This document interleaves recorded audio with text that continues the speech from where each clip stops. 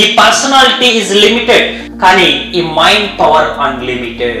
మొదటిగా ఫస్ట్ మనల్ని మనం తక్కువ అంచనా వేసుకోకూడదు. మనం ఒక్క యూనిక్ పర్సన్, మనలాగా మనమే ఉంటాం.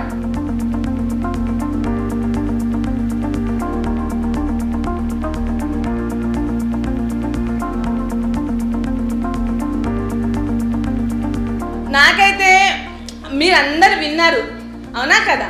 అందరు విన్నారు.